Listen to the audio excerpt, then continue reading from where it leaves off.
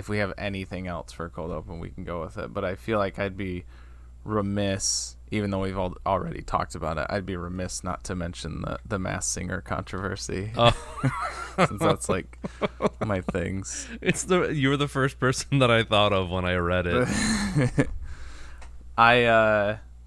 From the sounds of it, it sounds like they're still airing the episode, I think. And I don't know if they're going to cut it to make it like less awkward.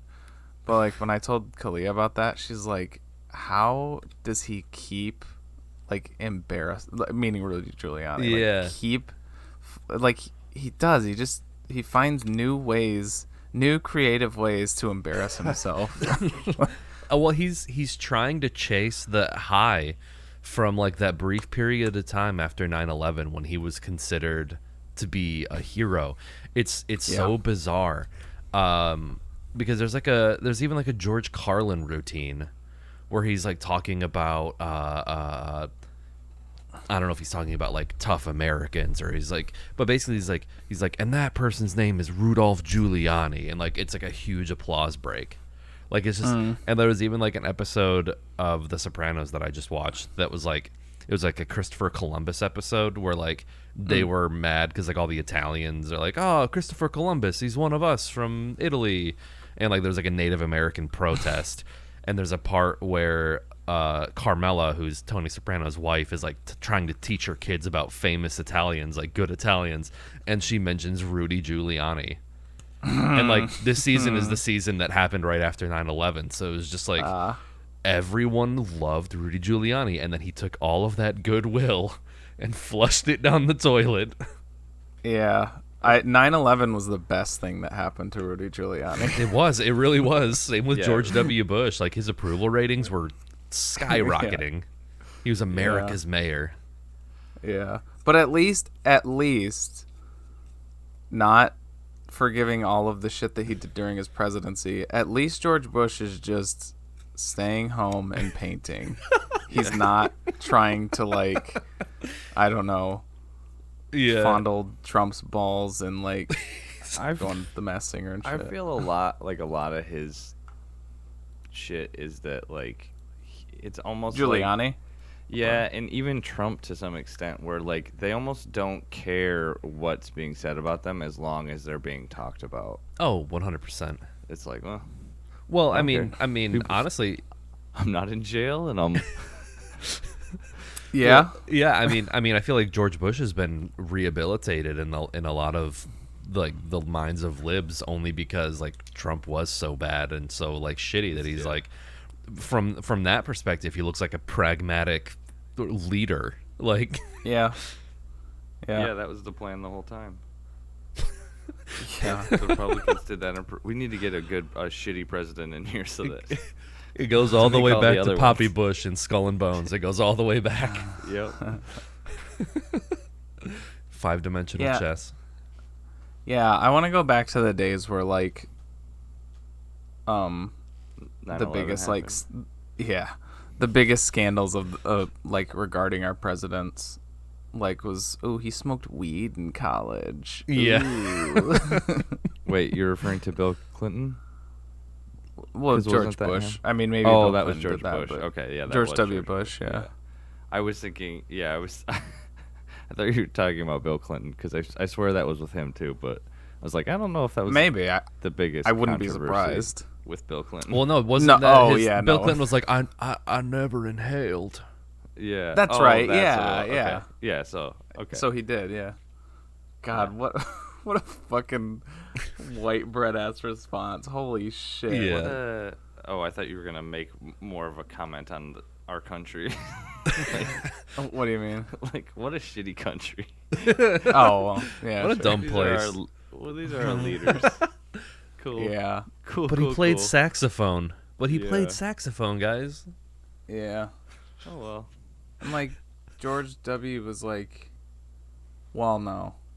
I was gonna say he was like the fail son of George H.W., but kind of like all of his kids are fail sons. Yeah, you know, that's what I'm saying. Yeah. Oh man. George H.W. was like not great either, but Jeb is he had just so some funny. clunker sons. Yeah. Some big L's. Yeah. George H.W. really got ratioed by his own kids. He didn't really kick the tires on those kids. They've got a couple clunkers. Jeb is just, I don't know. He's so funny, though. He's just naturally funny in that way. Like the picture of him with like his hoodie like tied all the way up, so you just see like the little bit of his head. Looks like Filthy Frank. Like He he really does seem like Will Ferrell playing like a really long con of like a yeah. Jeb is like an Bush brother. SNL character. Yeah. Yeah. Or like he'd do like a rap song with the Lonely Island or something like that. Yeah. I was kind of like imagining what's that movie? The one with Joaquin Phoenix. I'm Still Here. Oh, Joker. But it's like way long. It's like Boyhood meets I Am Here, and it's Will Ferrell playing a Bush brother. That'd be he awesome, gaslights the actually. entire Bush family into convincing them that he's related to them. Why is Richard Linklater hanging around us so much? George, just paint another painting. Yeah. Don't worry about it, bro. Jeb. Jeb. Yeah. What a slogan. Just your fucking name. It is pretty rad. He should like market it like it's like the Darren Aronofsky movie Mother, but Jeb. Yeah. I just imagine like his PR team like in a meeting trying to figure out like what their slogan's gonna be, and they're like, Wait. Not just another Bush brother. No, it doesn't have it. That's not it. Like Bush Light. No. Bush no. Light. Bush Light's good. That's And then somebody in the background goes, Jeb! And they're like, that's it. That's it. We struck gold. or it was more like they were trying to think of a slogan, and they're like, okay, well, like, what's something that like everybody knows about him? What's something that we could say about him? Jeb. That's all we got. I don't think anyone here is going to deny that he is Jeb. I was trying to think of something different to say to start, because I always go like welcome back, and like it's gotten to a point where that's just kind of like my routine. Right. It's just so basic. And with that, welcome back to another episode of There'll Be Duds. I'm your co-host TJ, aka J Spot, Jack Cheese, and with me as always. As always, I am Nick, aka Dr. Funk on Twitch, and with me as always. As always, I am Travis, aka the Super General. As always, nobody is with me. Yeah, that opening is a real Jeb Bush of an opening. What you mean, our opening or No, the Oh. welcome back. Oh yeah, it is. Yeah. It just needs more Yeah, I should- big dog woof woof. Yeah. Yeah, I need to add more exclamation points to Right. it. This week we watched a movie. We watched a movie. The movie. The it's- movie. It's called The Brood, directed by David Cronenberg. It's from 1979. Little correction. Last week I said that it was his first movie. I was wrong. I don't know why I said that. I think I just remember seeing it on HBO and was like, oh, that's like an older Cronenberg movie I haven't seen. And like something in my head maybe like triggered it. Maybe it's like his first like one that kind of like broke him out, you know? Yeah. Kind of like his Halloween or something, or like his Nightmare on Elm Street or something. You piece I don't of know. shit. Yeah. We just lost all credibility. Yeah. Yeah. But it's falling in line with a lot of his movies. It is a body horror movie, which he is like one of the main pioneers of the genre or subgenre. And it follows a man who played young Han Solo in Solo: A Star Wars Story.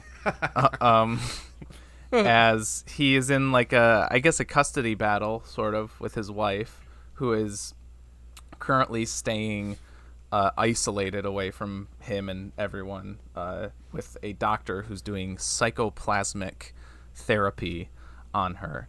And pretty soon people close to him in their family and otherwise start getting murdered. There is some strange connection to his wife or his daughter with them, and eventually there's some pretty grotesque body horror elements to it. Yeah, that's the synopsis. Who wants to start us off? See, I thought he looked like Topher Grace a little bit. I think he kind of had that swoopy hair and like it was, yeah. They all had this swoopy hair. I was looking at that. I was like, what happened to like shampoo and conditioner in the last like 40 years? Like, how did people's hair look like fucking straw in the 70s? I don't get it. Very swoopy. I can't have that just because my hair's so thick, though. My hair just. The first thing I noticed was that this is like the same font as The Room. Yeah, or it's like a very similar font. I wrote, because when I write the titles down in my book, I always try to like do kind of like a style just for fun. I do like a stylized thing like it, and like as I was doing the title to this one, I was like, holy shit. Because you do Brood, and part of that is ROO. Yeah. So I'm like, oh my God. We're close enough, yeah. Also, Broom. when we went and saw the movie last night, in the trailer, there was Ike Barinholtz, and he said, it was for the Nick Cage movie.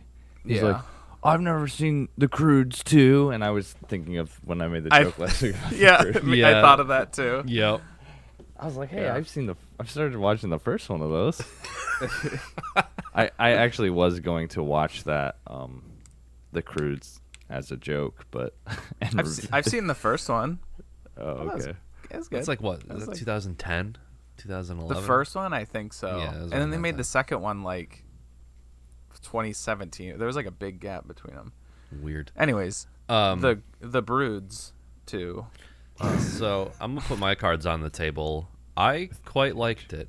I quite liked it a bit. Okay. But I've only seen a couple other Cronenberg movies, and I think this hits on a lot of his themes, or at least the themes from the ones that I've seen. It reminded me more of Scanners than Videodrome, like the idea of a new pop psychology type of process. Where in like Scanners, it's the guy who makes the other guy's head explode, but this is like this new form of like psychotherapy that's supposed to, unearth your traumas or solve your problems. And like at the very beginning, I thought they were like watching a play. Yeah, I didn't realize it was actually too. like I did too. Like a therapy session. And you mentioned last night that you were only 30 minutes into it, and like you said, it was super cringy.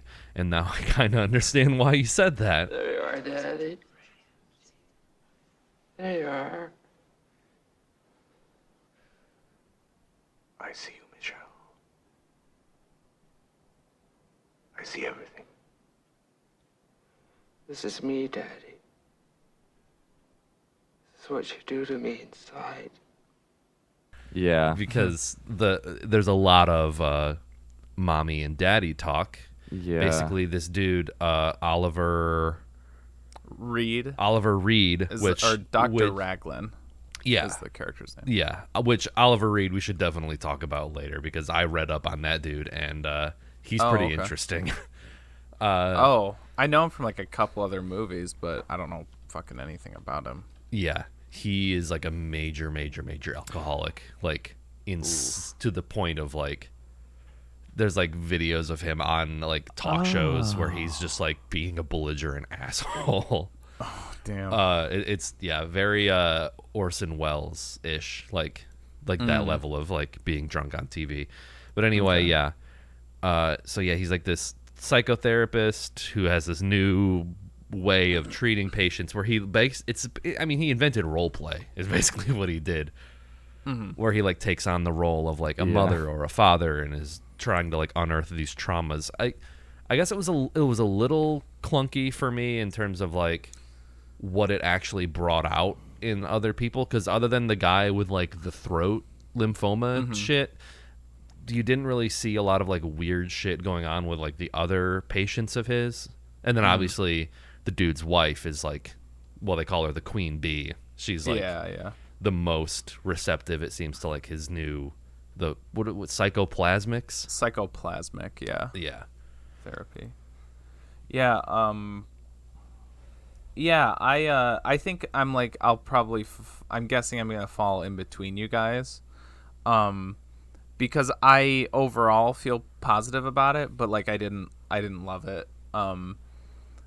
It's I've seen quite a few Cronenberg movies, and this might be like my least favorite. Maybe Existenz is my least favorite that I've seen. I was reading about that one on Wikipedia. Oh yeah, it's weird. It's fucking weird. It's very Gen X styled, like extreme. Yeah. I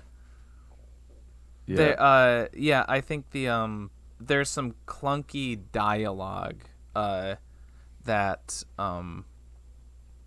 was like a big kind of that was like my biggest issue, I think, because I don't know if I necessarily want to get into the climax quite yet, but I just as like a preview, like I really liked the last like 20-30 minutes of the movie.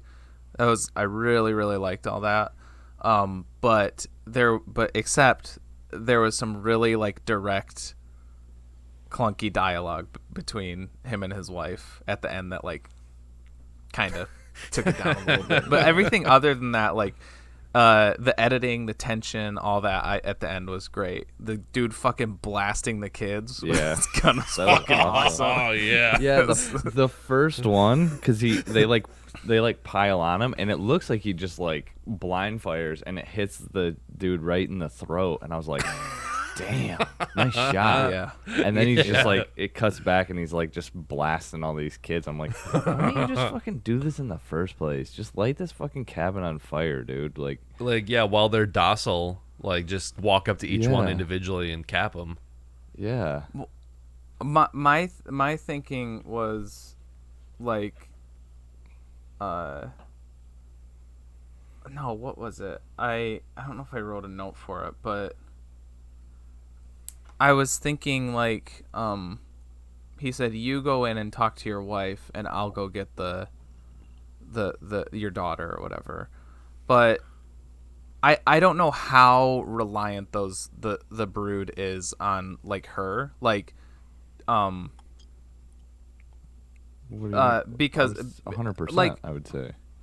Okay, then if that's the case, then I think it should have been the other way around, because obviously she has more animosity towards her husband rather than this doctor who she's been with and who's been like, you know, Her daddy and her working mommy. with her whatever. Like she know. So as long as he goes in there and he can just like not go into a therapy session with her for a few minutes, he's just like, hey, I'm just checking in on you, seeing how you're doing or whatever. Yeah. And then I just didn't know if there was like, if the brood had like some of their own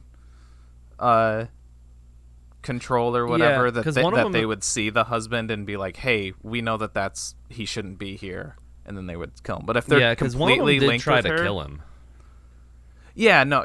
They did, but Well, but I think that was still part of like going off of her rage or you know. I mean, he killed. Well, I guess we're getting into the climax. He killed his wife, and then all of the brood is dead. So to me, that tells me that they're like, right. 100% I know that. linked. Yeah. Linked. Yeah. It was an ill-conceived plan, but not the most ill-conceived thing in this entire movie, if you ask me. I thought there was going to be like something else to that, because he like looked really sneaky, and it's just like that whole scene. I mean, that was probably my favorite part of the movie, actually, when he like the doctor When he dude started comes out of the- blasting. Well, that's my second favorite part. My first favorite part was the Francois line, where I have a gun. yeah, he's like, Frank, I have a gun. He just says it so flat, and like he's just basically like Frank, I have a receipt. Like anything, any like object you're holding normally. Frank, I got a gun. Detective Francois, I have a gun.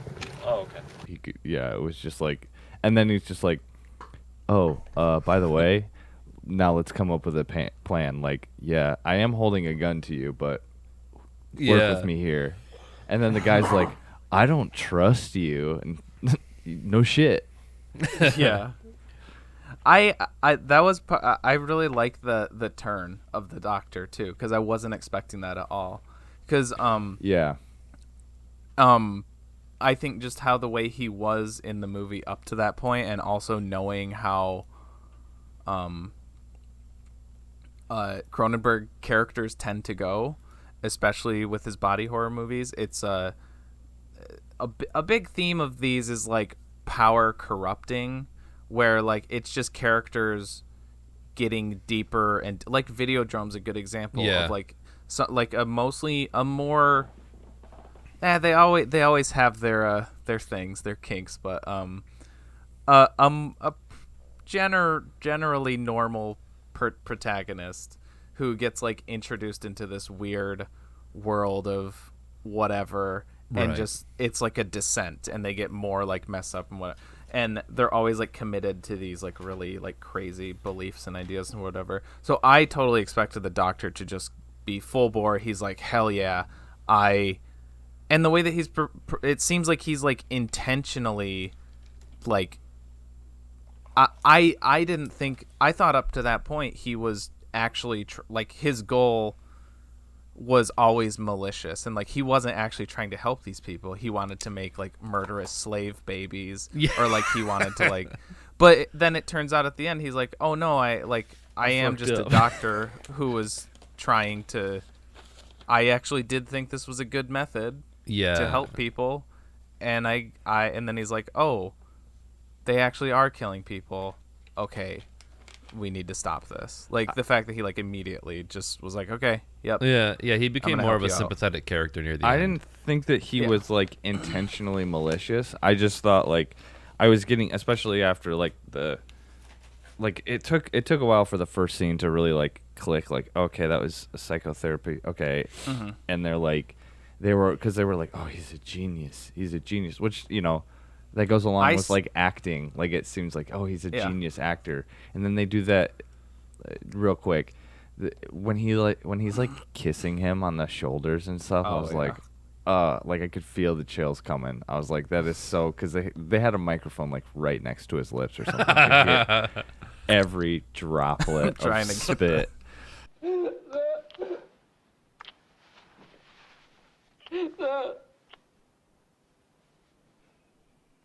But he definitely gave off like cult leader vibes.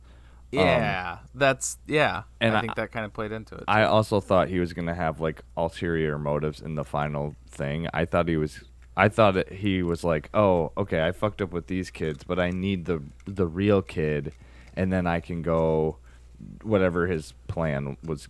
Yeah, whatever. Something like that. I need to make better kids. These kids suck. They all look like Rocky Dennis. What they reminded me of, and it's from a movie that I haven't seen, but I know basically how it goes.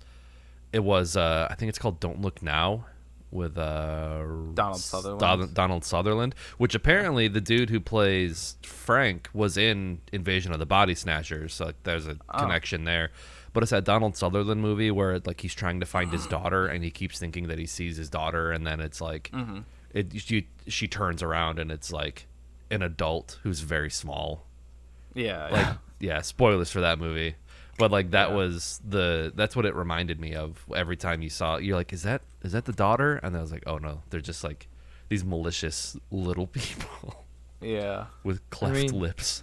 Yeah, the doctor dude, he like really treats the kids as if they're like unstoppable killing machines, as if they're like mini Michael Myers and Freddy Kruegers and stuff. I'm like, but then he just starts like opening fire on them, and they just like explode. I'm like, just take like a fucking shotgun in there and just go to town, bud. Have fun.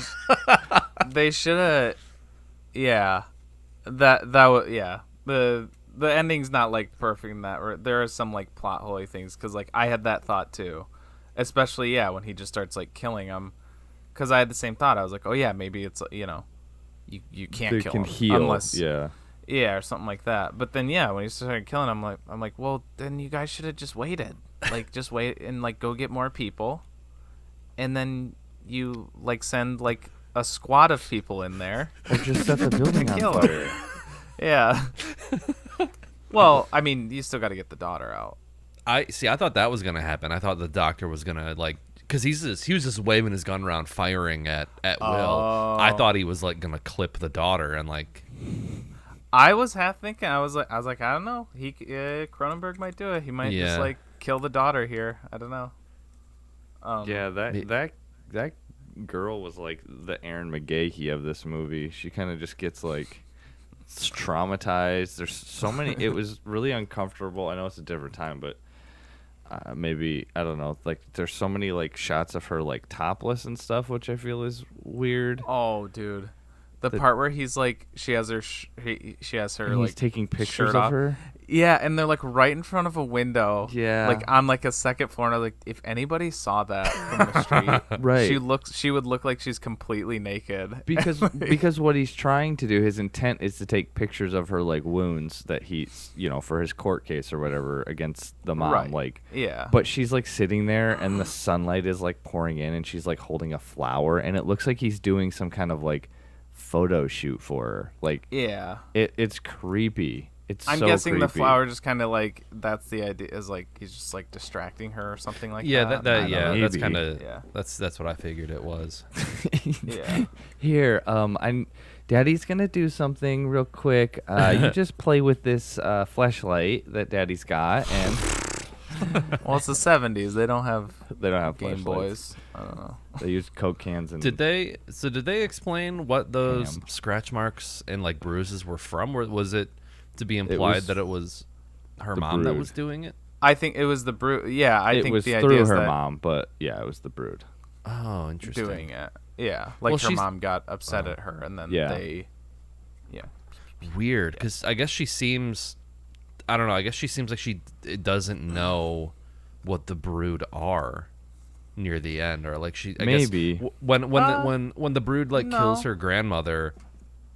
I don't know. It's like I don't know. I guess I didn't really pick up on like that. Maybe she knew who they were, or she's experienced them before by like visiting her mom on weekends. I kind of wasn't got sure. the opposite vibe of that because like instead of being like terrified, she's just like looking at them like almost like Yeah. fuck. Yeah, no, They're I getting totally thought, and like the way that, like when her dad was like, yeah, I killed it, or like it's dead, it's gone, you don't have to worry about it anymore. She was like, it's dead, but she wasn't like, she seemed like a little wary, like she knew that it didn't matter because there was like more of them or something. And then when those two like show up at class and they just kind of like put her in the closet, she's just like, okay, like, Yeah. to me it felt like she like did know them, and she was like, okay, I can't really do anything with you. Yeah. Like I should probably just do what they say and whatever. She probably Yeah, like it's almost like they were like protecting her. Like, hey, we're Kinda. gonna go brain your teacher. Here, go in this closet so Which- you don't have to see it.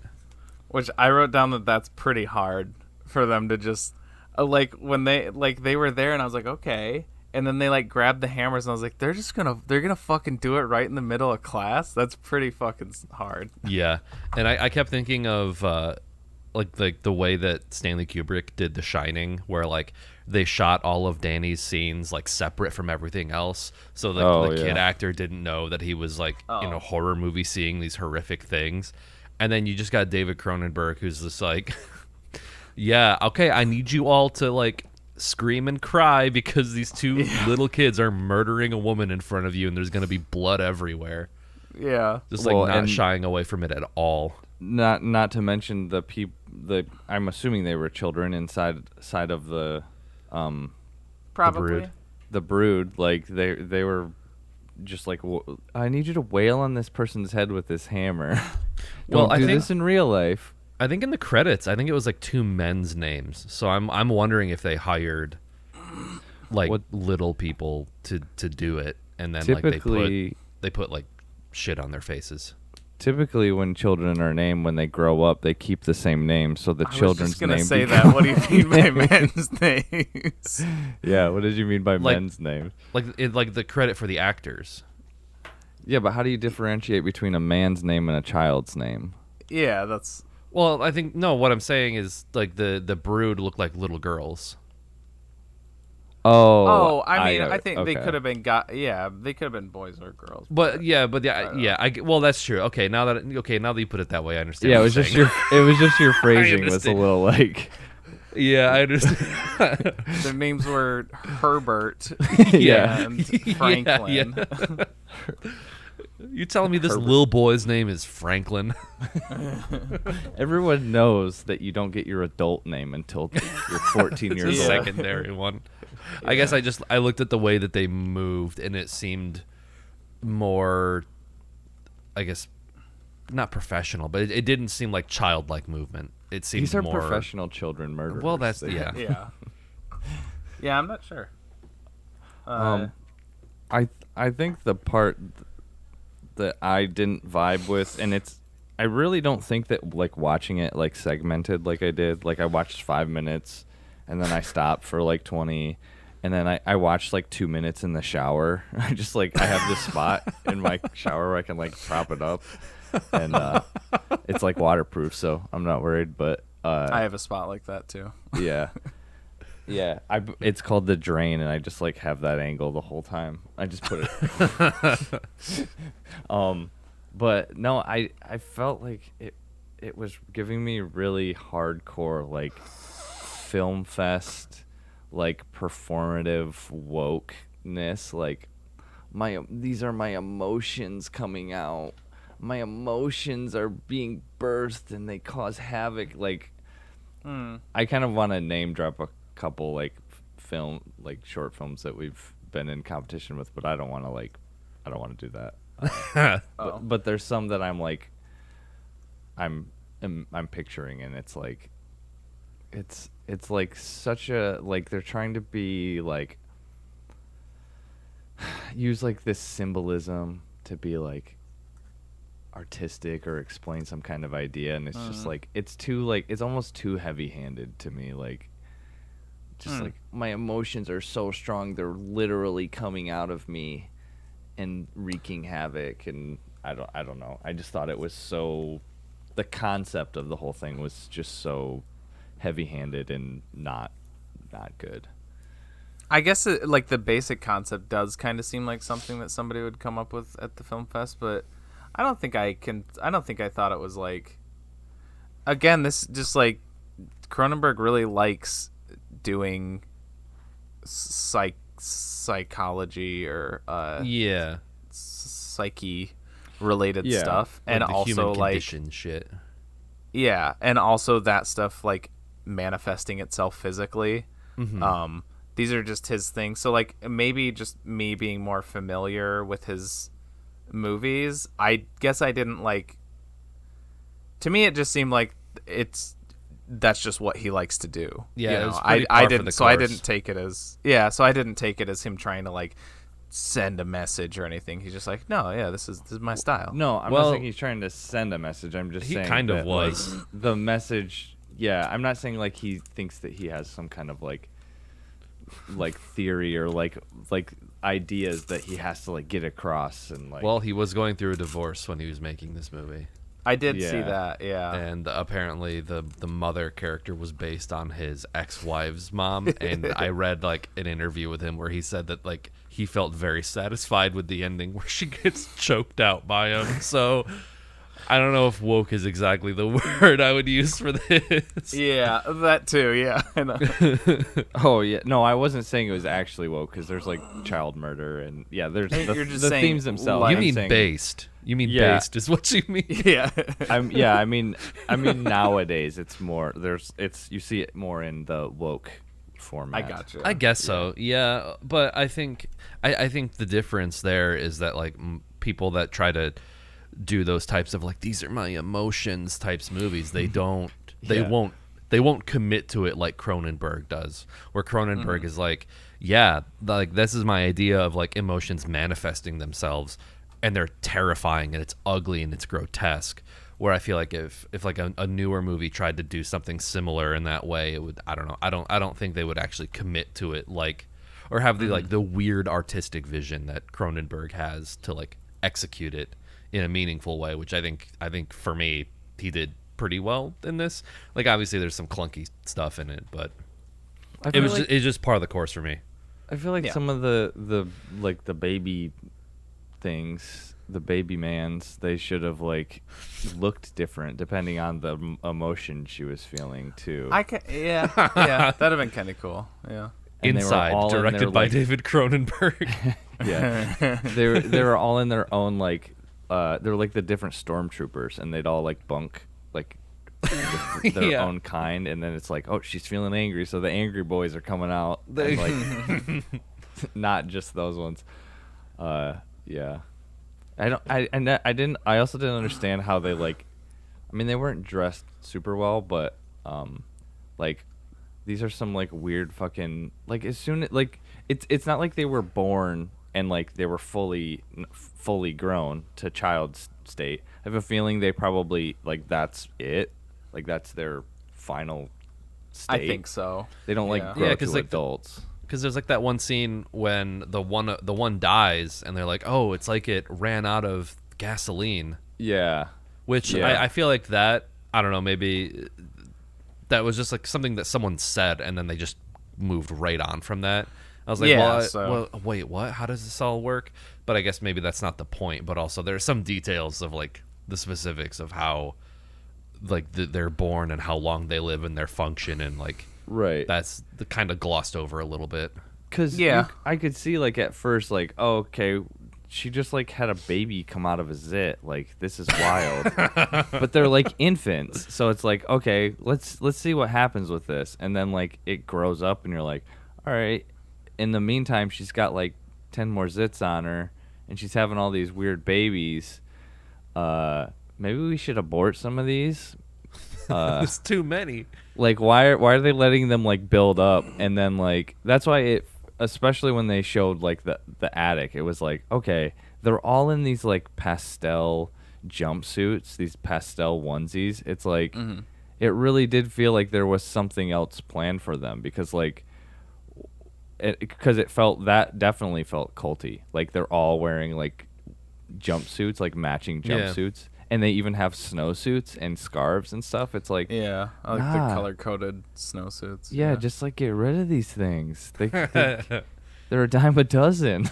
Yeah, I mean maybe maybe the doctor did have some ulterior motives that we were unaware of, and then once he saw that like he couldn't control him and only she could, and that like he couldn't control her as much as he thought he could because like her emotions were still going crazy, that he's like, okay, well actually we do need to abort these bitches. Yeah, after a couple, especially after like the first murder. Yeah. But yeah, they almost could have just done like a Soylent Green thing and just started like mashing these dudes up into like hot dogs and selling them. Oh man. That actually, and then you could have the Brood 2, and the Brood 2 is like everybody's infected with this like brood These are creating hot thing because dogs. they ate the brood hot dogs. Oh. Now I'd watch that movie. I'd watch the fuck out of that movie. Yeah, I mean, going on with like the bee analogy, why didn't he should have had some of that, like the smoke that they use to sedate the drones. They just, install some of that in the attic. So it's like, uh-oh, mama's pissed, and they just like press a button and all the babies just like Yeah, get sedated. yeah. Or if like they should have just sedated the mom. mom. Just have like a syringe to just like Right. Yeah, or like just have her like chained up, and then when you want to like, although it seems like it's focused on like whoever she's thinking of, it's not like random, or you can't like direct Right, yeah. it, so they'd have Yeah. to like wear a mask or something. Like Yeah. Nixon, just like he's a bastard, he's a son of a bitch. So then you just wear a Nixon mask and you poke her with a stick, and she gets pissed. And then they go kill. Actually, yeah, JFK would have been a better example, probably. I am amazed that we have gone 48 minutes and no one has made a Candace joke. I was saving it. I Or- specifically like only wrote her as Candy in my notes, even though I think that's a weird nickname. I mean, it still works. Candy. 'Cause then- but there's, like, the nuts, part- and- Yeah. There's another part where he's at the school and he's talking with his friend Wendy, and I'm like, there's a Wendy and a Candace in this Yeah. movie. Yep. Holy shit. Yep. I guess they didn't know about testicles when this movie was made. I mean, we hate to see a girl boss thriving with her asexually reproduced drones.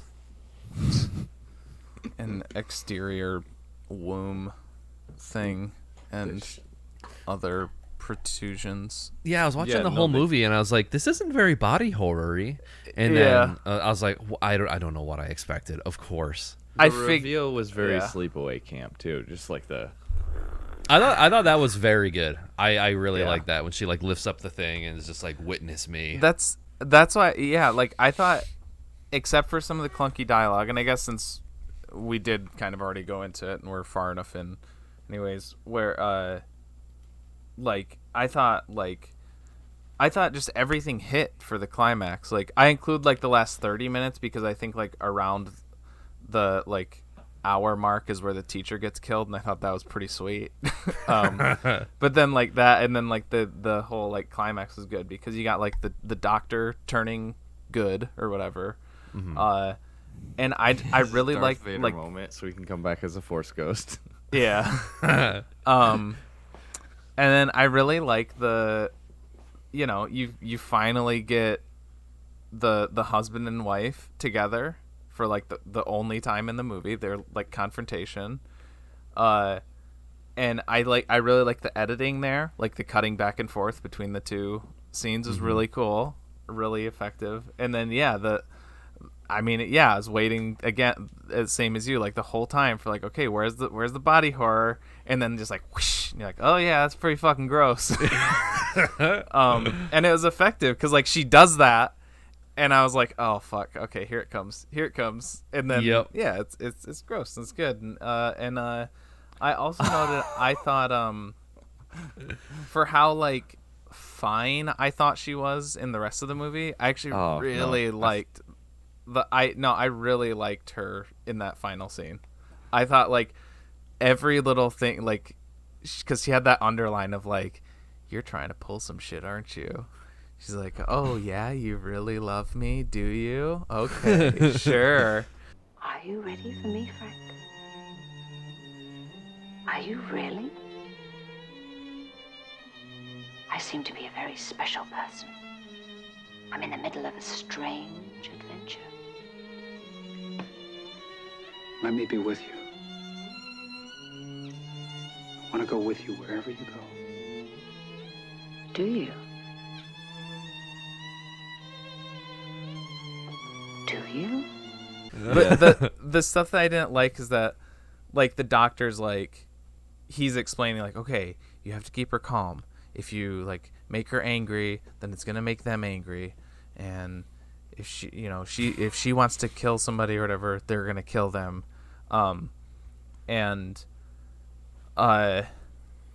which like that was like fine, like it was a little bit of it's a late movie exposition dump, but I guess you kind of need that a little bit. It helps. But then like the fact that she like directly says she goes, you hate me, it's like, and then it's like, oh, now we know that they're angry. I didn't know that until she said that. Yeah.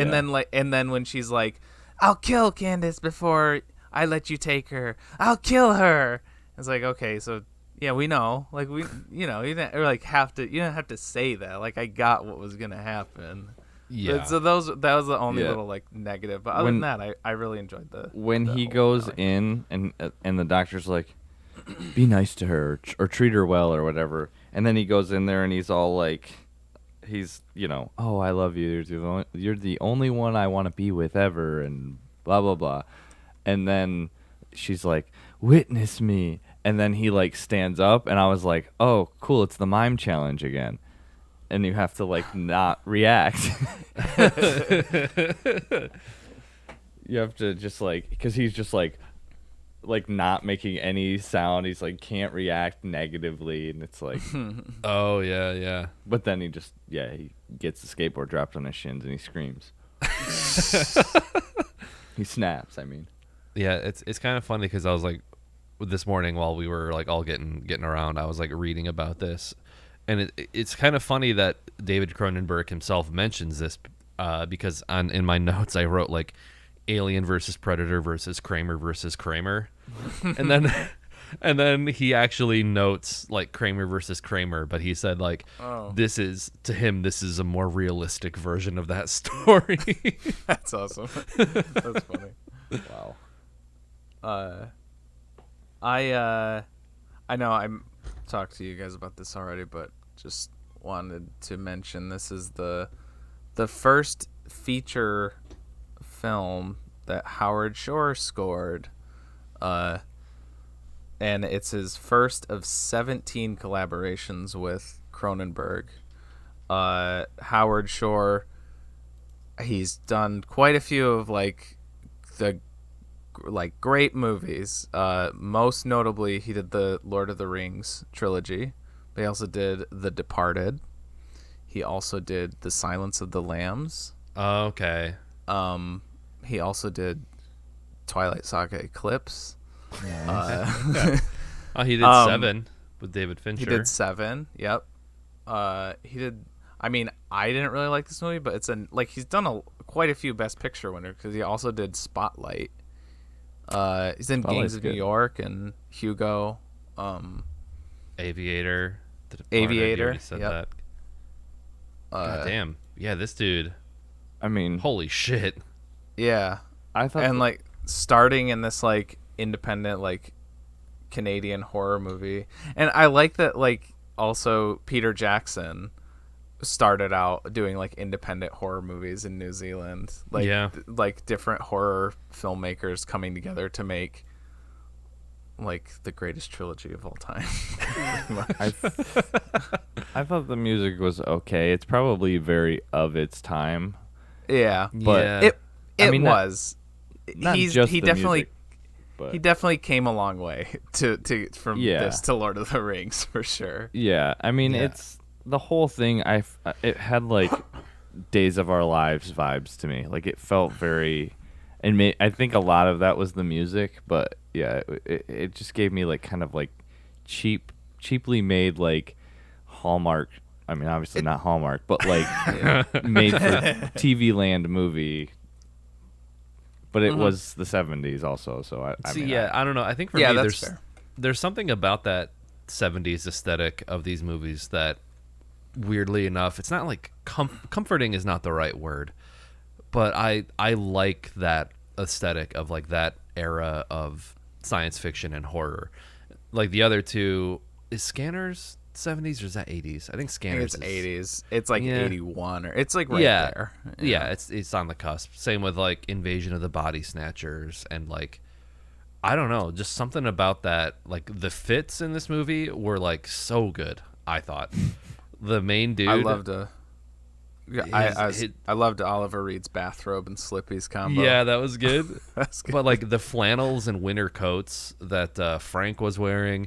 I think my favorite character was the throat goat. Yes, the guy yes. with the that shit. was he was my favorite character too. He was very funny, but also Yeah. like he had some vintage Adidas tracksuits that were like, Yeah. oh, they Yeah. were so cool.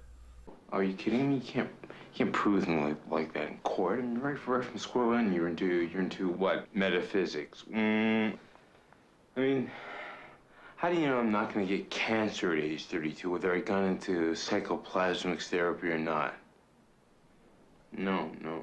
We get laughed out of court. Well, then why are you going into court? Revenge. Yeah, And that was, really and that was like a liked that little guy. taste of the body horror. Like he took the thing Mm-hmm. off, and you could kind of see it, and you're like, oh shit, okay. So like it kind I of was built like- into like the mythology of the Doctor and like what his yeah. I pointed at the screen and I was like, "There it is, the body horror." I found it. It's funny because I was thinking when she did the reveal thing, I was like, oh, it's Quado from Total Recall. Like, I thought that at first too. Yeah. well, that it was gonna be that simple. I was looking at David Cronenberg's wiki, and he worked on a version of Total Recall for a year, but then experienced creative differences. So okay. Then they moved on to Paul Verhoeven. But I was thinking, like, because there is... I love Paul Verhoeven, too, but I'd be really interested to see what Cronenberg Total Recall could have been. I feel like it wouldn't be... Like, I feel like Total Recall really hits... I mean, it does have, like, a lot of, like... Some of it's not, like, body horror, but it's, like, weird. There is like, there's like the oxygen... like yeah. And there's the three-boobed lady. There's, like, a lot of, like even subtle stuff, but, like, I don't know. I think that movie ended up being like a perfect balance of like fun and goofy, where Cronenberg I think maybe would make it a little too dark for its own good. Sure, maybe. Yeah, I feel like that's very Paul Verhoeven though. That balance of like science fiction and politics, but like also just being like a fun, goofy, rompy, action. A goofy movie. Yeah. The other thing about this movie is like the character names are out of this world. Have you ever seen that? It's like an NES game that was translated, and it was a baseball game, and they tried to like name the baseball players, but it was like a Japanese interpretation of what American names are, like Bobson Dognut. Like, do you know what I'm talking about? I'll find it and post it. That's good. Yeah. We got Steve McDykel, Anson Sweeney, Daryl Archideld. They're like all these, but like the names: Hal Raglan, Nola Carveth, Jan Hartog, Mike Trellin. Like all of these names are just like. It just seems like a non-English speaking person like trying to name like what are traditional American names. All of these have like the wildest names. I'm gonna post it real quick. It's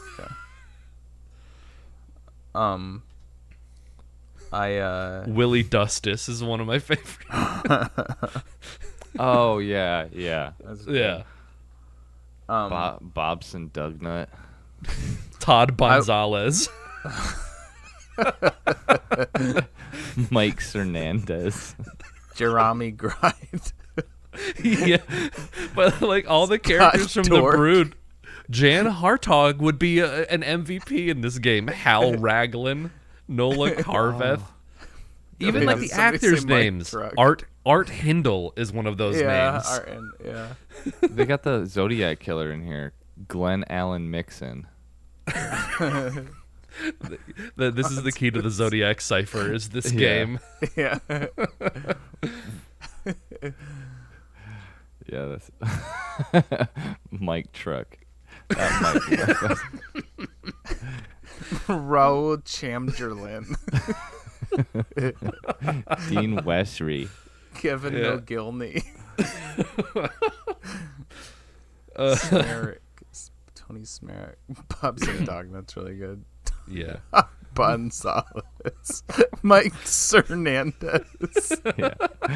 I like the ones that are just one letter different from the actual names. Yeah. Wait. Rourke Tugel. Carl Dandleton. These are good. Yeah. Anyway, I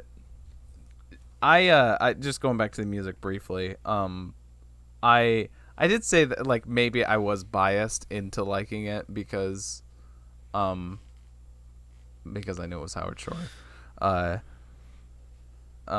And it's not like super unique, but I actually did like. I liked how like overbearing the music was. There was so much that it kind of like gave the movie more character in that sense, and it was just so like, like all the time. Like even Yeah. in scenes where I'm like, that wasn't like that exciting, but okay. Then the music was just like, Yeah.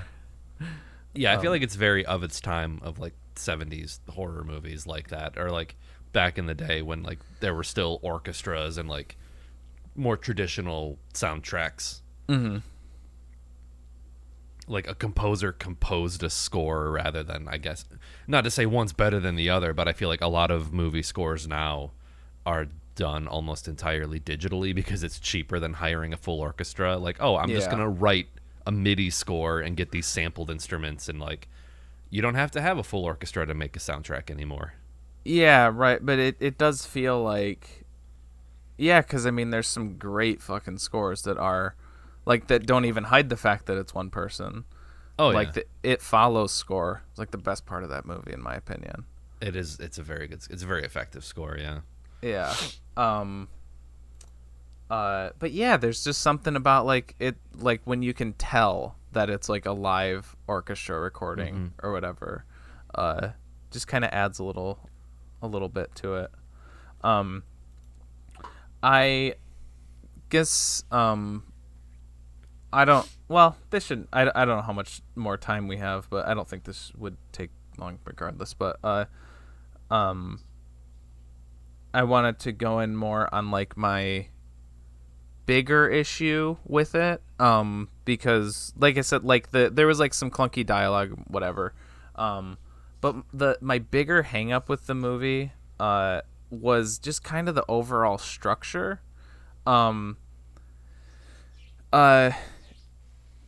I don't know how to like explain it exactly. I kind of talked to Travis about this last night. But it like, I mean, the movie starts and it's like you're watching a scene between this doctor and the dude for like a couple minutes. And then you're just, I mean, it starts in media res, which like, you know, it's fine, like that's not necessarily like a bad thing, but it just felt like a weird place to start the story, in my opinion. The wife was already separated, you know. I don't even think you see her for a little bit. Yeah. Yeah, it's a while. And when you do, it's like for a while after, you just see her in those therapy sessions. So like when she's kind of, well, I mean, she's not, she is herself, but they're doing like the role playing stuff. So like you don't really get much of the wife's character until really the end. Like you hear like the parents talking about her and then the husband talking about her, but like most of the movie you only see her in her like in the therapy role play version of herself.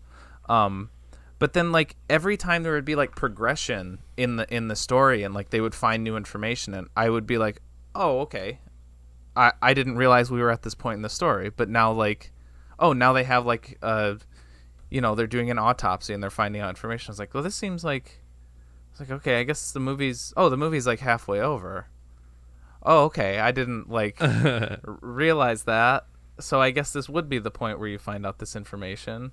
Because like it just kind of seemed like for the most of the movie until that ending chunk that I really liked, it just kind of mostly blended together for me. Like then, like when he goes to see the throat goat, I was like, wait, why is he like, what information, like what stage in the information gathering are we at here? And I just kind of felt like that, like through most of the movie. And then like, even when he shows up at the end and like the doctor pulls out the gun and then like he starts saying, and I was like, oh, okay, this is the climax of the movie. All right. Yeah. And then from there I was good. And then like, they like have to spell out exactly what, like you said earlier. It's heavy-handed, kind of. Yeah. I will say like that, like yeah, I guess I was like interested enough to where that exposition dump at the end didn't like bug me as much, and like, you know, I wanted to know what was happening, so it didn't bug me. And like I guess I still was like, the movie wasn't boring or like grating or anything, so just even though it was hard to distinguish, like I'm still like coming out positive on the movie. But that was like my major issue, is that it was just kind of like it was really indistinguishable, and like but like individual scenes I could be like, oh yeah, I like that, oh, yeah, you know. Yeah. But as a whole it's just kind of like a mesh to me. Right. And I think I look at it a little, I guess, more big picture of just like, this is, you know, David Cronenberg's, you said first feature film? No, I did correct myself at the top. Oh, okay. It's not. I just said that, like, I want to say it's like his first kind of like breakout movie. Yeah. Which it's like, I think maybe, or at least I a little bit am looking at it from like, we know what else David Cronenberg has made and we know it's possible, and it's just like, it's just a little generic. So it's like, it sprinkles in those ideas. Mm-hmm. It sprinkles in a lot of his ideas that I think he uses to much better effect later. Mm-hmm. So it's like, okay, totally this is like agree. a good, maybe, I feel like we talked about that with like Bong Joon-ho with Barking Dogs too, where it was just like a director who goes on to make great things, like, oh, okay, seeing these little ideas and sparks of other things. Yeah. So I guess I was a little more lenient towards it, because even I think even he himself considers this to be more of a traditional horror movie than like his usual science fiction body horror. Like, it's obviously got body horror elements, but I think this is more of a conventional horror movie. And as a conventional horror movie, it's like, fine. It's fine. Yeah. Yeah, because for most of it, it's more like a slasher movie than anything, really. Like a mystery or like a sci-fi slasher or something like that. It's like, I think stuff of its time, like Dawn of the Dead or Invasion of the Body Snatchers, kind of overshadow it, because those movies are considered like pinnacles of that late 70s horror, science fiction, drama, etc. Mm-hmm. And this movie was immediately followed by like Cronenberg's golden age, really. Yeah. Like Scanners, Videodrome, Fly. Right. Dead Ringers was a little later. I mean, I don't think that one was quite as popular, but you know, like all those 80s ones that he's like most known for. Right. Dead Zone, which I haven't seen, but I really want to. I always forget that he did that. Is that Stephen King? Yeah, it's Stephen King. Yeah. Oh. But yeah, there's like the ones that I've slept on is like his like 90s movies and then his 70s movies, like before this. So I've seen like his 80s movies and then like 2000 and on, pretty much. I've seen Crash. I don't really like Crash. Yeah, that's one. That's one I'm curious to watch, because I did pick that one up on Criterion. It's a recent addition to the collection too. Oh, well, it's just like, I don't want to watch James Spader or Rosanna Arquette have sex. Like, no thanks. Go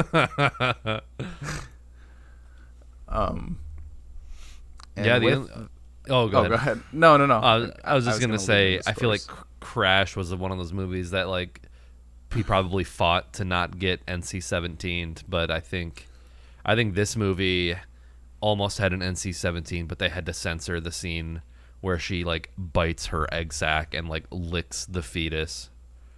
I guess that was cut, I think, in the theatrical version. Oh, was it really? From what I've read. Which it's funny, because I think the people thought that she was eating the baby. Cronenberg's like, no, she's like licking it like a cat, like when after you birth something. But yeah. It almost got NC-17 for that scene, and it got like cut. That's kind of lame, because that's that's your money shots. Yeah, that's the body horror. Yeah. Okay, I'll start our scores, because I don't think I have the timer like in a little just went off. Oh, nice. Right, perfect. I just started saying that. Sweet. We're getting so good at this. Yeah. Yeah. I do agree with what Nick said about it being like a good Barking Dogs to his. No, I did the analogy wrong, but yeah, it's like a good prototype type movie to what he would eventually do. But yeah, it is a little generic. It has some of his flair, his style. I really enjoyed the last 20-ish minutes.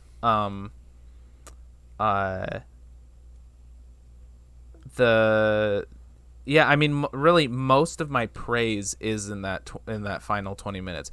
Everything up to that point, I was like, this is fine. It's fine for the most part. There was elements here and there that I liked. Really liked the throat goat guy. Like, I really wish he was in it more, to be honest. He was really, like, I don't know. He was just fun to watch. I really liked his, like, kind of comedic, like, sardonic, nihilistic view and like how he held himself or whatever. And his whole that neck rap thing that just kind of added to his character because it made him like stuffy and like talk like this. It just added more like characterization to him. So I think I am trying to go more with like solid numbers now. So that said, I'm gonna go with a 6. I am like it's 6.5, but yeah, I'll say a 6. Yeah. Okay. Yeah, kind of echoing a lot of what you said.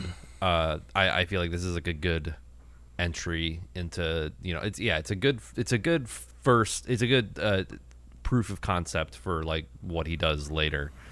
Yeah, it does feel a bit generic in that first like 45 minutes. Like once it picks up, you're like, oh, okay, I'm into this. Yeah, I think I would have liked to have seen more like characterization from like the other patients of the doctor. I think there was like more opportunity for like more body horror stuff, being like, oh, here's a guy with another arm, or this guy has 3 boobs. 3 boobs or a huge nutsack. I don't know. Yeah, I really needed to see. This dude's great. He gave me a huge cock. I needed to see those tertiary patients like Bobson Dognut or Todd Gonzalez. But yeah, I thought it's okay as a horror movie. It's okay as a David Cronenberg movie. I just something about those like late 70s horror movies. I just like them. I like the vibe. I like the outfits. I thought the costuming was pretty good. I thought the acting was pretty decent. Yeah, there was like clunky lines of dialogue. I think it was a little bit funny in spots. I don't know if I was supposed to laugh, but when the teacher gets killed and like the children witness this woman being bludgeoned, and he walks and he's just like, in some just futile attempt to like preserve their innocence, he just grabs a sheet of paper that like one of the kids had drawn on and like put it on her face. Oh yeah. It's just, and I was like, I'm laughing at this. I don't think I'm supposed to be, but it just seemed so like taking one of the kids' artworks and like covering That's a funny. dead body that's just been brutally murdered. But yeah, I think it's pretty good late 70s horror movie. It's not obviously it's not the greatest thing that he's done. I'm sitting at like a 7. I think 7. Right. Light 7. Sure. Yeah, I kind of was like, I was watching like through most of it. I was just like, okay, this is not boring. It's not super interesting, but I was still like, oh, I guess I want to know what's going on exactly. And then it got to like the money shot, and I was like, that's it. That's I kind of it. had that feeling too. Like, kind of. It was definitely gross, but like, I wish there was a little bit more. It's like you gotta juice those egg sacs. You gotta give me a couple more at least. Yeah. Yeah, you gotta have them like popping out. Like she had like other sort of like protrusions, and they should have all been like different ones or something like that. Yeah. Yeah. Like they should have just like when she started getting like pissed, like at the end, and she was like in final boss mode. They should have just been like popping out like crazy. She's like a Resident Evil boss. right. Or like Gizmo, like popping out all the gremlins, like when he used to some water or whatever. Like, Or I actually think it would have been like cooler if he had like brought the the like boudoir photos of his daughter with all the scratches on her back and been like, this is what you did to our daughter with your crazy brood. And then she's like, no, I couldn't have. And then like she gets mad at herself and then the brood kills her. And it would have been like, I think that would have been more interesting. oh, They turn on her. Yeah, like she Yeah. realizes that she's actually fucked up. But yeah, I mean, yeah, I'll say 5, I guess. It's All right. It's That's- like the least offensive. I don't know. It's the strongest 5 I've ever said. It's just what do you like- mean? So like, does that mean it's like a high 5 or a low 5? What do you No, mean? like, or do you just mean it's like it is the like most the 5? most solidly, yeah. Oh, okay, gotcha. Like rated movie besides like The Matrix. The out of all of the movies we've done, this is like the most conviction I have in saying 5. okay. Or the rating, the most conviction I have in saying the rating, which is 5. Nice. Yeah.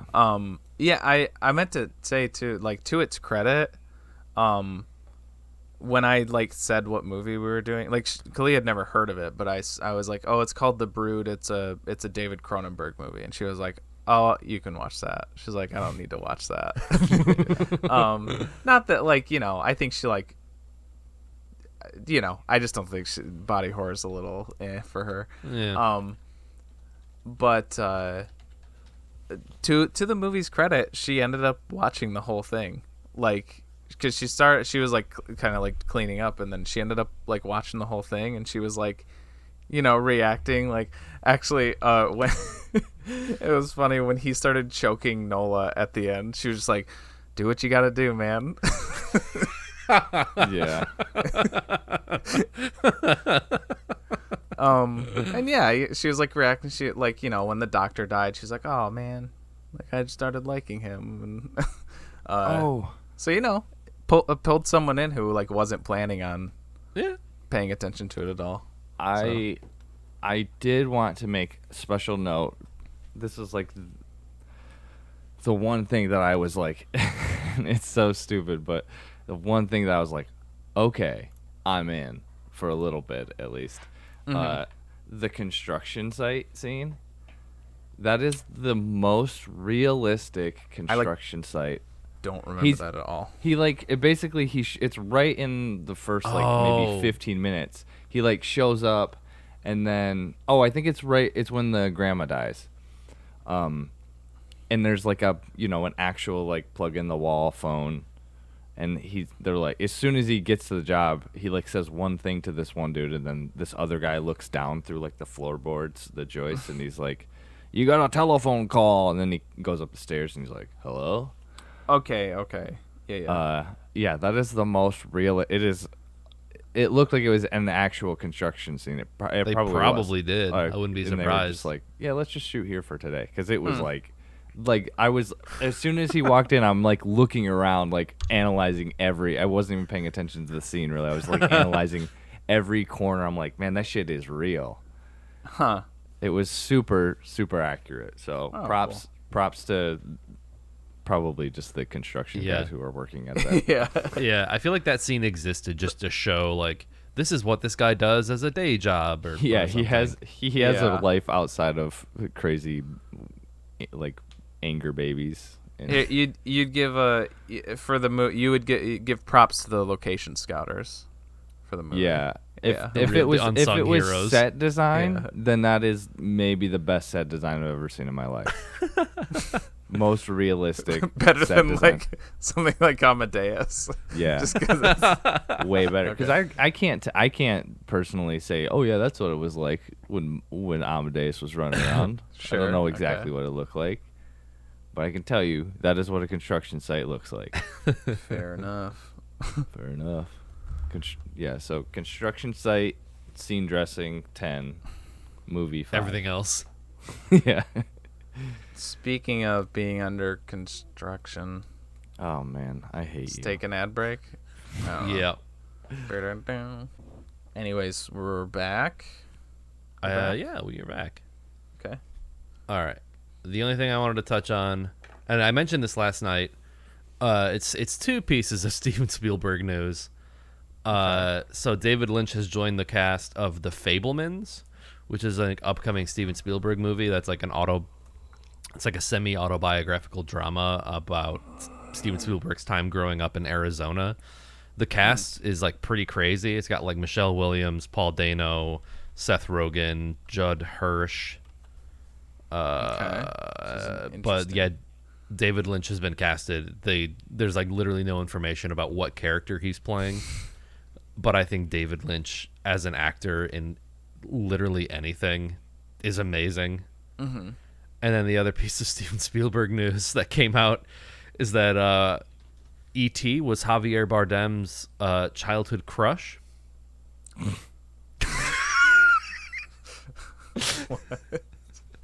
I don't know. Like, it just seems like one of those like clickhole like they said what, and it's just like unprompted Javier Bardem. What the fuck?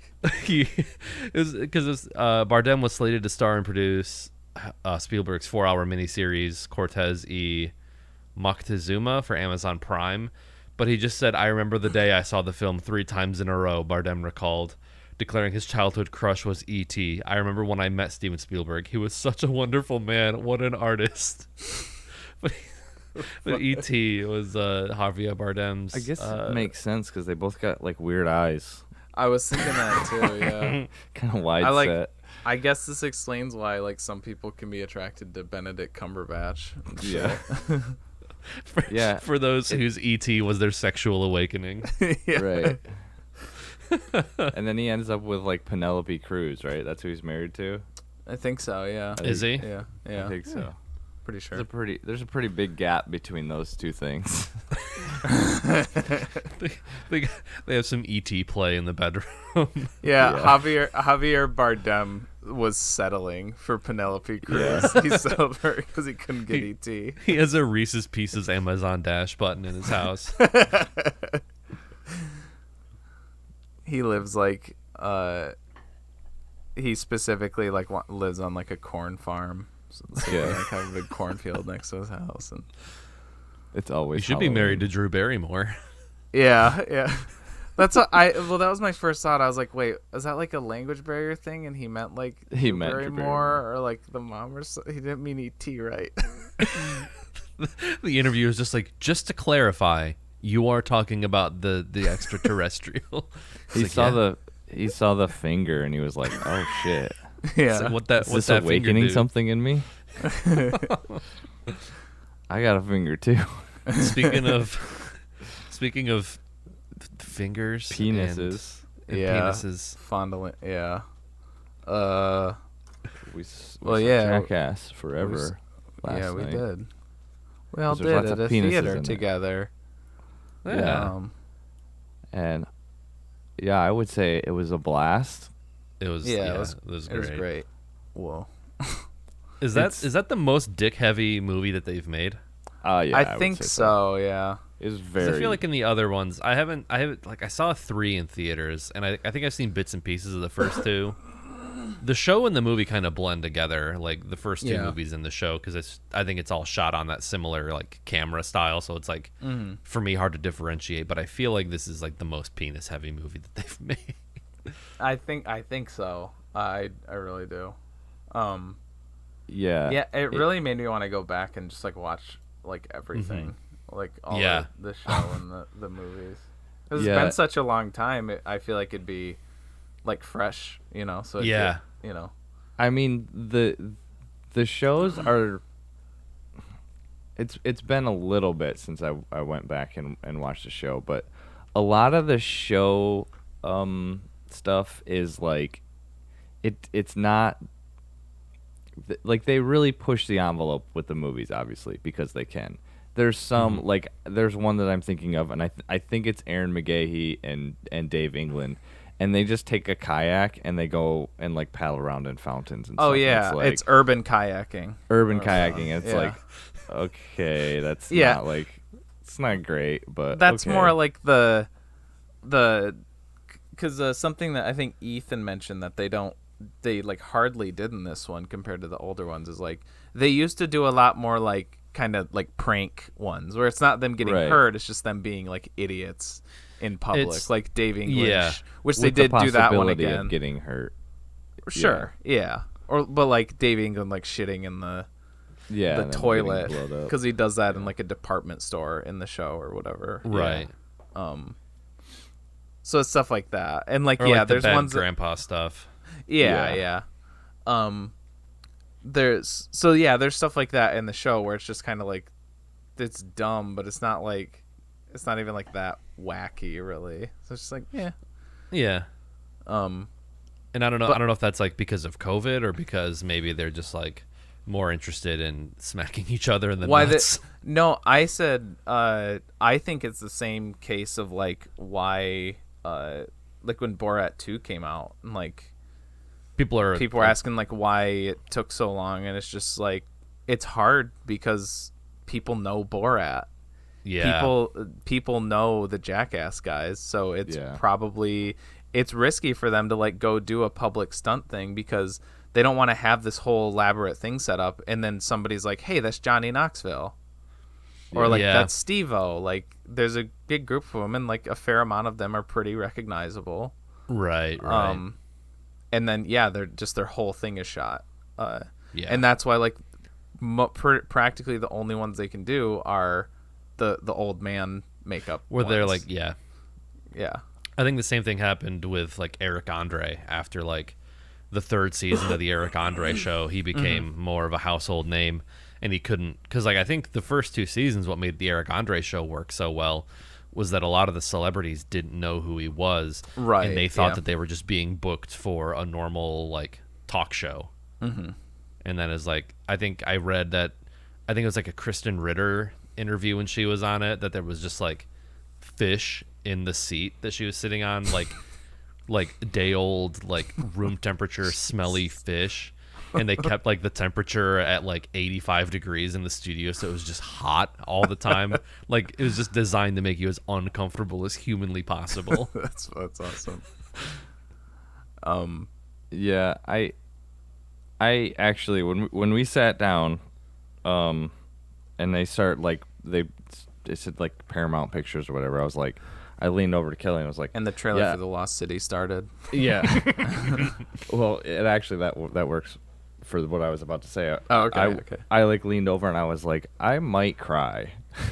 Yeah. At the end of this, just because I remember after the third one, I definitely was like really fighting them back, the tears. But yeah, at the end of the Lost Cities trailer, I was tearing up for a different reason. But I had and the then- same thought beforehand too. Yeah. But then Yeah. it opens up like I really liked how they did the like they've done like kind of cinematic stuff before, you know, not Usually just the the run and gun, openings yeah, to the movies are like instead are of like just that. the run and gun shit, but like they've done cinematic stuff, but it's still done in like a really budget way. This was like professional, like high, like really like everything was like planned out to the T, high budget, all that shit. And it was just like I don't know, it was like 2 seconds into like the whole like whatever, the city, like everybody's like walking around, and I leaned over to Kelly again. So like within the span of 10 seconds I said I might cry, and then 10 seconds later I said there's gonna be a dick immediately. And then like and then you see his dick. It's like I think they called it Pontosaurus Rex. yeah. Oh, did they? I didn't. I've catch that. That's yeah, I've never said those two sentences like that close together. This, I'm gonna cry and there's gonna be a dick. yeah. But yeah, I really did think that because it's such a for TJ and I know like it's a very strong like nostalgic thing because that's something that we would do because we lived out in the country. It was a chore to get your friends to come over because you lived out there, so we would just run around and do stupid stuff. And I read Steve-O's biography, and they have this like this whole like act that they do is like there's some kind of like there's something admirable about it because they really have this like incredibly strong like brotherhood, and it feels like not to diminish this, but it feels like when dudes go off to war, or when people go off to war and they come back and they're stronger, they're like closer than like actual brothers sometimes because they've been through so much shit, and that's really what it feels like. So like it really does feel like watching a really tight knit family because I think that shit's like more impactful than like real family stuff. Is like the family you don't choose. It's like because that shit's like more real, I guess. It's not you're not connected by you don't feel obligated. You don't consent to being born into your family. Right, exactly. You don't. Yeah. Yeah, So, no, I'm the same way. Yeah. Which is why they didn't quite do the whole like nostalgic rap. They did some of it, but they didn't do like, or this is it for us. It was really they kind of left it open ended. Like, yeah, they did. Yeah, he's just gonna like host it, write skits and host it, and then they're gonna have there's new guys like a new guys, Yeah. But also, I just don't know. Like, I can't see like the new ones taking. Like, I feel like we're not the only ones who are thinking like what we were saying. Like, you just like all props to the new people for being. They were all like champs for doing all the shit that they did. Like they, they all seemed like gung-ho and like super amped to like be a part of it.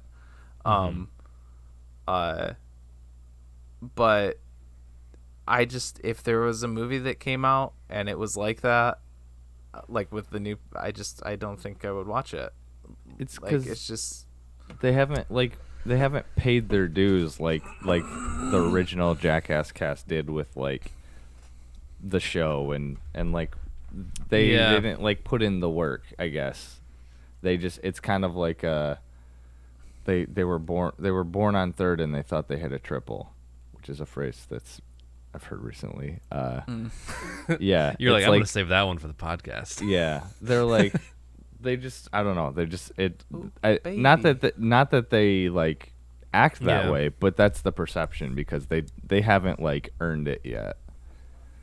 Right, and like the original Jackass is also such a like lightning in a bottle kind of thing that just there wasn't really anything that preceded it. So like when it came out, it was.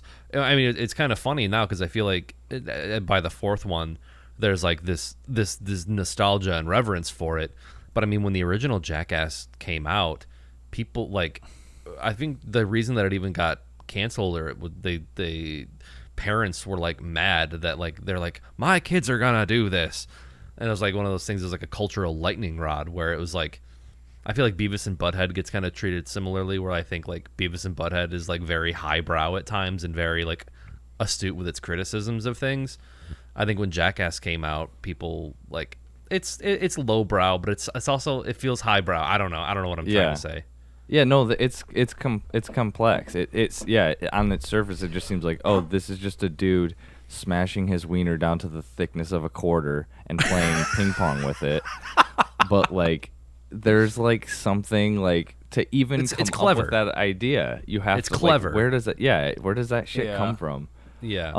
I actually heard this interview with Johnny Knoxville, and he actually said that they were basically canceled because Joe Lieberman, who was the running mate of Al Gore, he made a big push for to censor, like censorship. So like that was like a big reason, and they were like making it so they were gonna have to like have OSHA, or they still have to have it, but they do it a different way. They just like restricted them so much, so like Johnny Knoxville's like, fuck this, I'm out of here. And then basically they're like, okay, well, we can make movies and you can't stop us. So that's their way of getting around it. Now I'm sure they could probably go back to doing Jackass and they could just fucking upload them on YouTube. Yeah.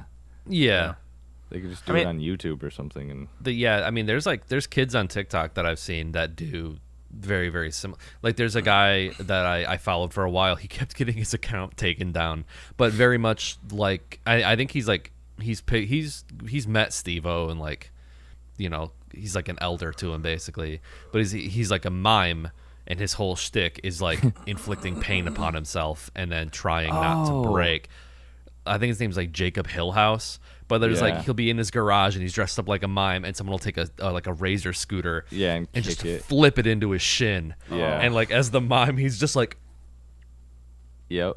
You can watch his can watch his mouth as he's just like trying not to scream, or like he'll run on Legos or tacks or something like that. It's just like, it's pretty rough, but it's pretty funny. It seems like, you know, back in the day they had to put the warning, all the stunts are performed by professionals, which is obviously stupid because like they're not fucking professionals, they're just dudes. But you know, they have to say that. But like back then it was because there was like, I don't know, there was people that were recreating it, and even we were recreating it, but not to the, you know, magnitude that they were. But nowadays it almost seems like there's way more, like we've slipped closer to, this is not just like a knock on Gen Z, but like we've slipped closer to the like idiocracy. We're slipping like closer and closer to that. And like if like a stunt goes, like I could see even this movie like going viral on TikTok, and like everybody's doing it, like with the milk crate challenge. Everybody saw people doing that shit and just getting their fucking bell rung, and everybody was still doing it. Milk crate challenge? That it was like a pyramid of milk crates, and they just like tried to walk up it and then back down the other side. Oh, okay. I never saw that. No. Oh yeah. Well, I think that's like the difference is, I think at the time when like Jackass originally came out, the people that were doing those stunts largely, like you only heard about the ones that went really bad in the news. Right. Otherwise, like most people didn't. But I think what's changed is now like the way that TikTok works, and the way that I guess Instagram Reels and all those other video platform things. It's like one person does it and gets a lot of clicks and comments and likes or whatever, maybe brand deals probably. And so like everyone's like, oh, that's the motivating factor. It's not like hurting yourself. It's trying to like, you know, glom onto a trend in hopes that like, you know, maybe Nike wants to sponsor you for like the dumb stunt that you did because you saw someone else do it. Yeah, and then somebody else recreates it, and that one takes off, and then everybody, you know, it just we're just describing like social Jackass media is just for the love of the game. That's what's great. Exactly. About Jackass. That is part of it. Is there's something like pure about it, like and genuine. This is the thing that sucks about doing the podcast is like, and I mean we did talk about it last night, but like whenever like we talked about the movie after, you know, because like we all watched it together, and usually after you watch a movie with your friends you talk about it, but like the whole time I was like, I don't want to say too much because like we're gonna talk about it on the show, and like I hate repeating myself.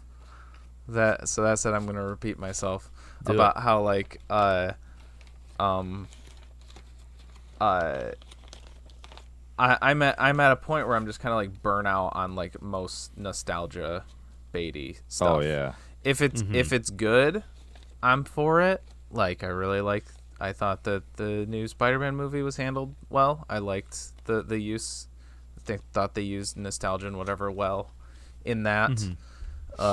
Contrast that with like Rise of Skywalker, where it's like not really warranted and it's just like reference, blah blah blah. But my general like take whenever I see a trailer now is like, I used to say cautious optimism, but now it's cautious pessimism, I would say. I'm more tuned to be like, yeah, this is probably not gonna be good, and it's just a cash in and whatever. But it's just so nice and refreshing to hear they were making another one, to see the trailer, and just instantly be like, fuck yeah, and not even like worry about that, because these guys can't be just doing it to cash in on nostalgia because they're beating the fucking shit out of themselves. Like you have to be committed and you have to like love doing this to do this. So it's just like, yeah, it's nice to know that it's like genuine because there's no way it can't be. Yeah. Just For the love of the game. That's yeah, exactly. And going back to the the creativity of the stunts or whatever. It's like I don't know if anybody does like psychological stunts like Jackass does. Like they're I know. so good at that. That's like maybe my favorite shit in the whole movie. It's just like every time they're like, oh, we're doing this, but we're actually doing this. Yeah. Like that end one with Aaron was like one of my favorites with the fucking bear. Yeah. Like, holy shit, that was intense. And it's like, that's like it's smart because it's like the one with the rattlesnake in the room.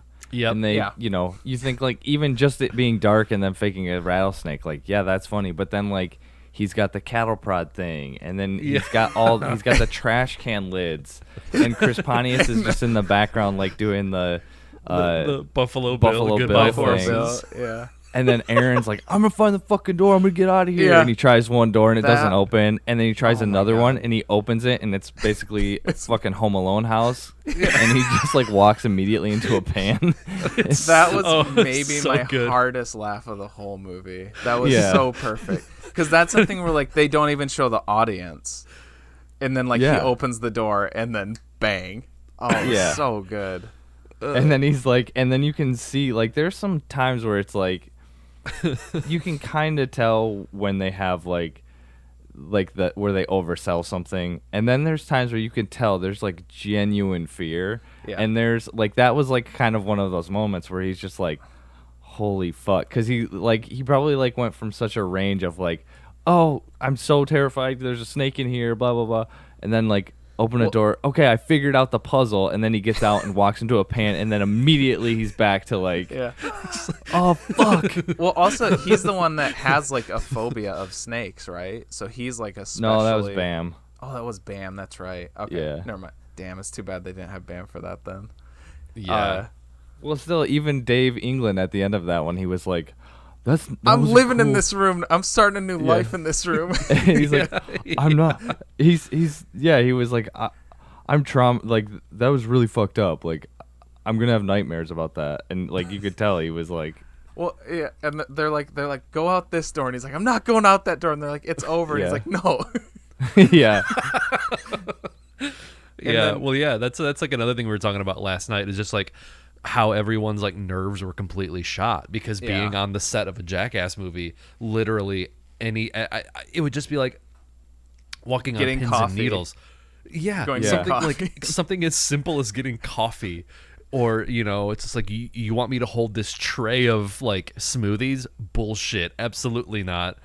Because like in the end credits when he walks down the steps and it's just like the steps give way and the smoothies just it's another he fell for the soup. It's so funny. Oh, sorry, go ahead. I was just gonna say that to me that was a good. I don't know if you guys had the same thought, but that one got me really good because seeing where that was, I thought that was going to be another volleyball to the face thing because that's what I thought location. So then it was like a twist on the audience because it wasn't that. It was the fucking stairs. Oh yeah, the volleyball was good. Just the volleyball was good. Just got like one of those like pitching things. Yeah. It's, that's another thing is Aaron gets through the next like room of hell and he steps out of the door and then he gets hit with a volleyball. Like it still didn't end. That's right.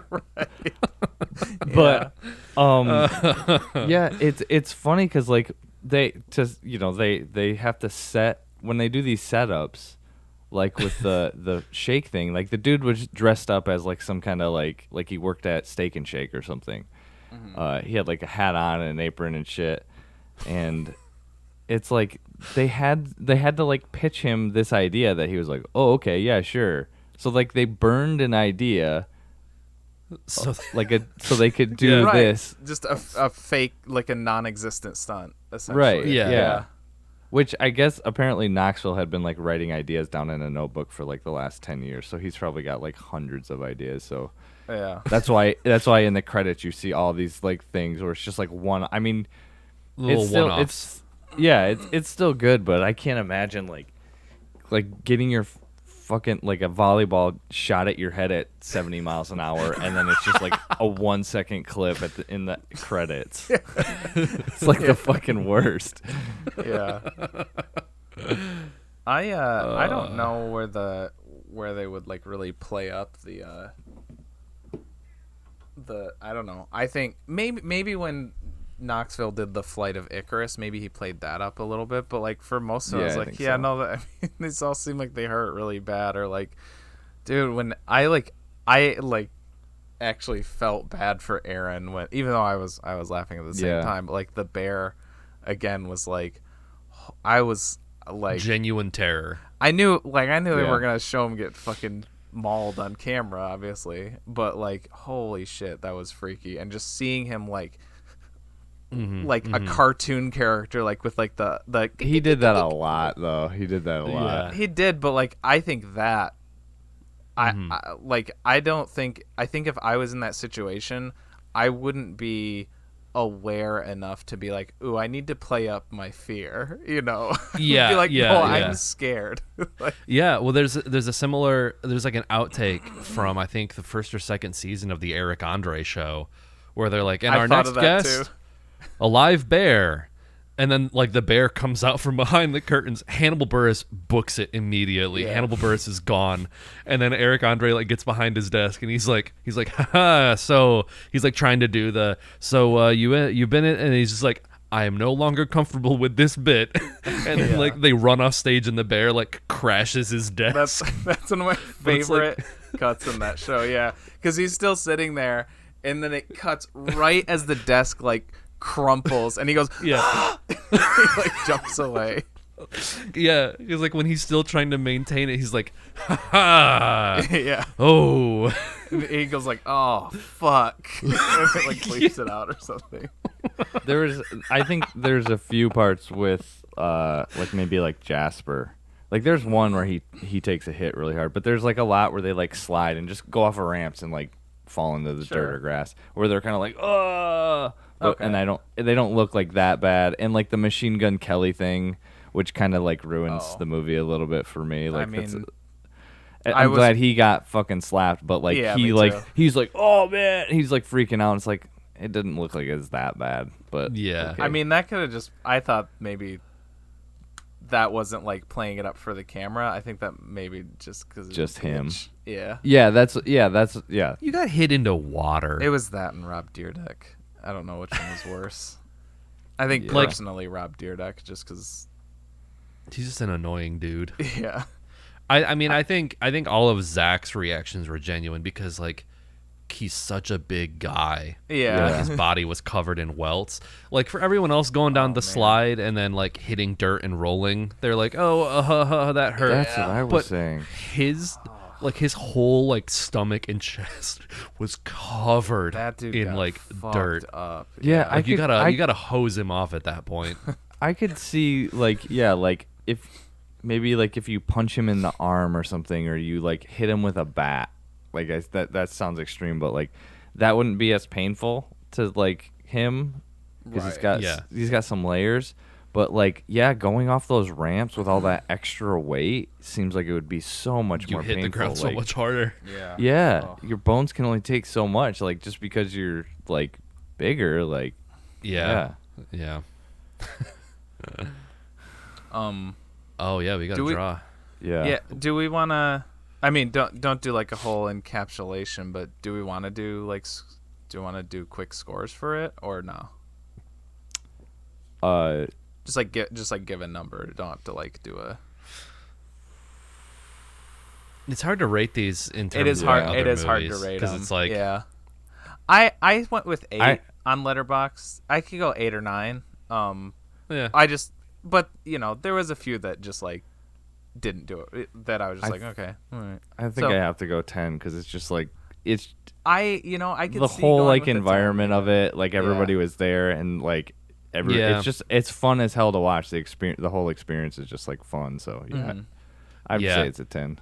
Even like I would like hear your dad a couple seats down just being like, Yeah. oh my god. Yeah, Yeah. I was glad that I got to sit next to Dad because Yeah. it was fun getting his reaction to it. Yeah.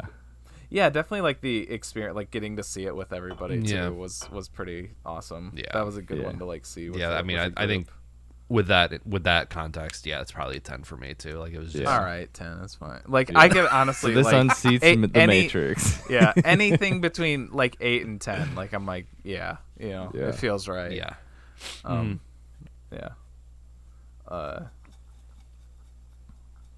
Yeah.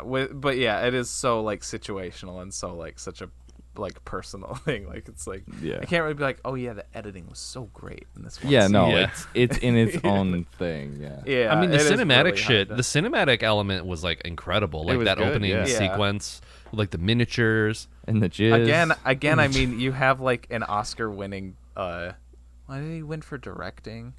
I don't remember if he won for directing. We have an Oscar winner like working on it with Spike Yeah. Jonze. Yeah.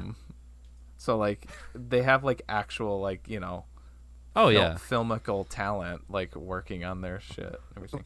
Okay, the only edit I'll make. This is our bad week. Uh-huh.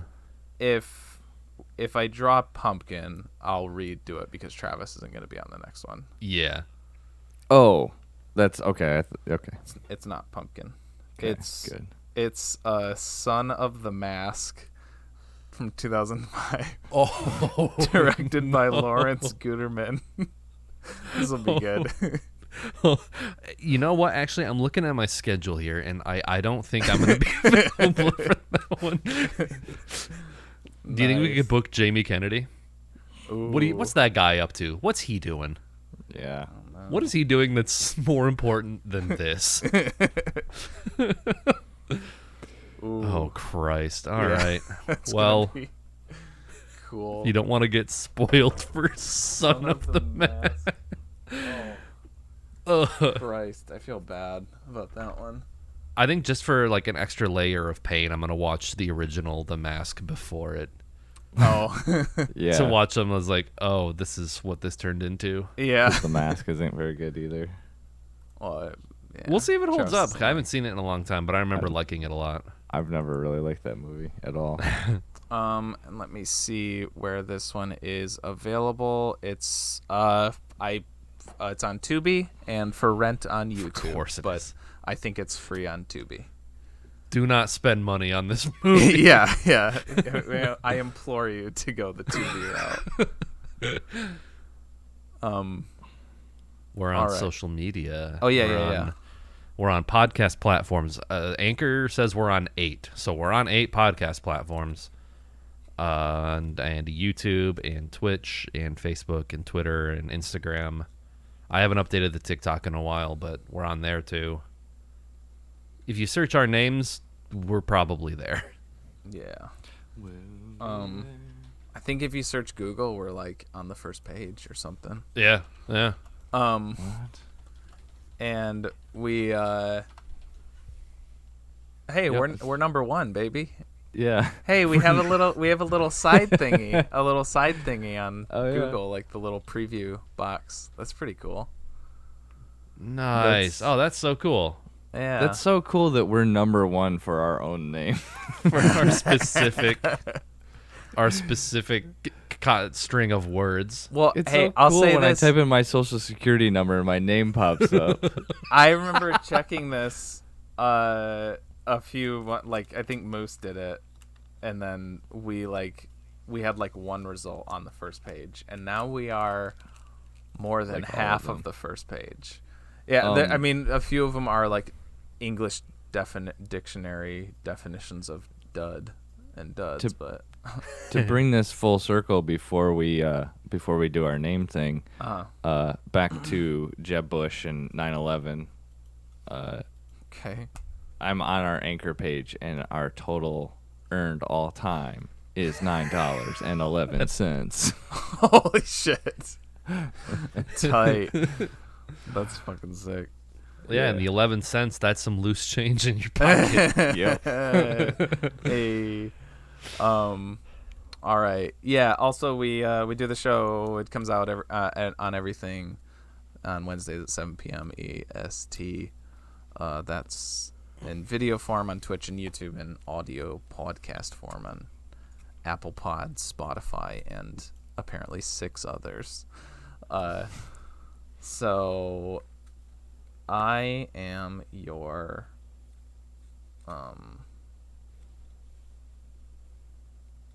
I'm your tracksuit wearing throat goat, TJ, nice. aka J Spot Jack Cheese, and with me as always, I am your mommy, sorry, Nick, aka Dr. Funk on Twitch, and with me as always, I am your adult man named adult man, Travis, aka the Super General. Okay. As always, little boy with an adult man's little name. boy with an adult. That boy's got a man's name. Go watch Son of Mask. But yeah, sorry. Go watch Jackass Forever. Yeah, Do that instead. Do that.